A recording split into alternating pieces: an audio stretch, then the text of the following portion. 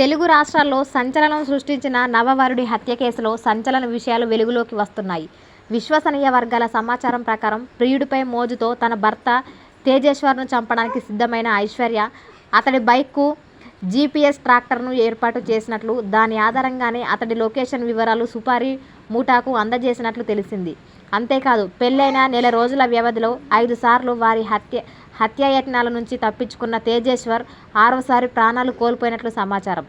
జోగులాంబ, గద్వాల్ జిల్లా కేంద్రంలోని గంటవీధి కాలనీకి చెందిన ప్రైవేట్ సర్వేయర్ తేజేశ్వర్కు కర్నూలు జిల్లా కేంద్రంలోని కల్లూరు ఎస్టేట్కు చెందిన ఐశ్వర్యతో మే 18న వివాహం జరిగింది.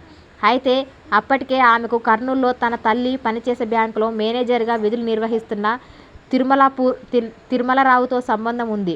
అతడు వివాహితుడు అయినప్పటికీ పిల్లలు లేకపోవడంతో ఐశ్వర్యను పెళ్లి చేసుకునే ఉద్దేశంతో గతంలో ఒకసారి ఆమెను తన ఇంటికి తీసుకెళ్లాడని, అప్పుడు అతడి భార్య తీవ్రంగా గొడవ పెట్టుకుందని సమాచారం.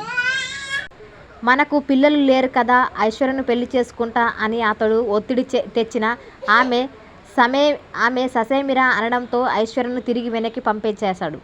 ఆ తర్వాత కూడా వారి మధ్య సంబంధం అలాగే కొనసాగుతూ వచ్చింది. ఈ క్రమంలో ఐశ్వర్యకు తేజేశ్వర్తో నిశ్చితార్థం. తిరుమలరావుతో పాటు తేజేశ్వర్తో కూడా వాట్సాప్ చాట్ చేస్తూ ప్రేమాయాన్ని కొనసాగించినట్టు తెలుస్తుంది. ఐశ్వర్య మాటను నమ్మిన తేజేశ్వర్ పెద్దలను ఎదిరించి ఆమెను పెళ్లి చేసుకున్నాడు.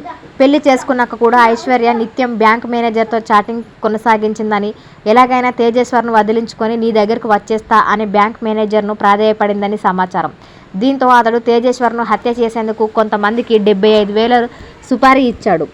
అతడి వద్ద డబ్బు తీసుకున్న వారిలో ప్రధాన నిందితుడైన మనోజ్ అనే వ్యక్తి తేజేశ్వర్ సర్వేయర్ కావడంతో సర్వే పేరుతో అతన్ని బయటకు తీసుకెళ్లాడు. ముందుగా జోగులాంబ, గద్వాల్ జిల్లాలోని ఎర్రవల్లి చౌరస్తా, పబ్బేరు తదితర ప్రాంతాల్లో తిప్పాడు. ముందుగా వేసుకున్న ప్రణాళిక మేరకు పబ్బేరు సమీపంలో అతన్ని